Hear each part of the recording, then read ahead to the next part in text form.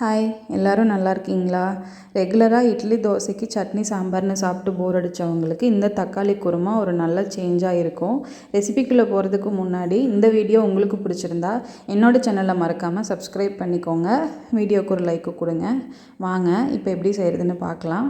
அதுக்கு ஒரு mixie jar எடுத்துகிட்டு அதில் அரை கப் போல் தேங்காய் துருவல் சேர்த்துக்கலாம். இது கூட 1/4 கப் உடச்ச கடலை இல்லை சட்னி கடலை அது சேர்த்துக்கலாம். இது எல்லாமே நம்ம பச்சையாக தான் அரைக்க போகிறோம். இது கூட ஒரு சின்ன துண்டு ஜாதிக்காய். நம்ம ஜாதிக்காய் சேர்த்துக்கிறது அவ்வளோ உடம்புக்கு நல்லது. அதனால் நம்ம அரைச்சி வைக்கிற குழம்பு எதுலனாலும் கொஞ்சம் கொஞ்சம் சேர்த்துக்கலாம், ரொம்ப சேர்க்கக்கூடாது. இப்போ இது கூடவே 1/4 ஸ்பூன் அளவுக்கு கசகசா, அரை ஸ்பூன் சோம்பு, 1/4 ஸ்பூன் ஜீரகம், அரை ஸ்பூன் மல்லி, 1/4 ஸ்பூன் குறுமிளகு, அது கூட 2 துண்டு இஞ்சி சின்ன சைஸில், அதே மாதிரி 2 பல் பூண்டு, நம்ம காரத்துக்கு தகுந்த மாதிரி பச்சை மிளகா.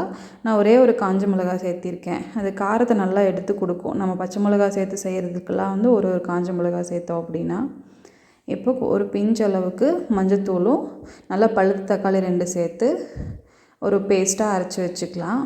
இப்போ ஒரு பேனில் எண்ணெய் சூடானதும் பட்டை கிராம்பு தாளிச்சிட்டு கூடவே ஸ்லைஸ் பண்ணி வச்சுருக்கிற ஒரு பெரிய வெங்காயத்தை சேர்த்து நல்லா வதக்கிக்கலாம்.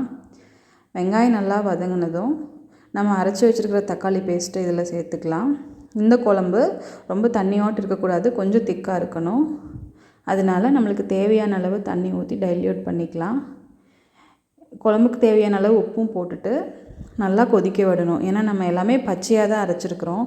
அதனால் அந்த பச்சை வாசம் போகிற அளவுக்கு நல்லா கொதிக்க விடணும்.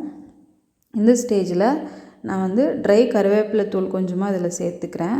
நம்ம குழந்தைங்க ஃபஸ்ட்டு எடுத்து வைக்கிறது எதுனா கருவேப்பிலையாக தான் இருக்கும். அதோட சத்துக்கள் முழுமையாக நம்ம குழந்தைகளுக்கெல்லாம் போய் சேரணும் அப்படின்னா இந்த மாதிரி பொடி அரைச்சி வச்சுட்டு நம்ம எந்த டிஷ் செஞ்சாலும் அதில் கொஞ்சம் கொஞ்சம் போட்டுக்கலாம். இப்போ ஃபைனலாக மல்லித்தலை தூவிட்டு சர்வ் பண்ணிங்க அப்படின்னா சூப்பரான தக்காளி குருமா ரெடி ஆயிரும். சூடான இட்லி தோசைக்கு சூப்பரான காம்பினேஷன். பிடிச்சிருந்தா நீங்களும் ட்ரை பண்ணி பாருங்கள்.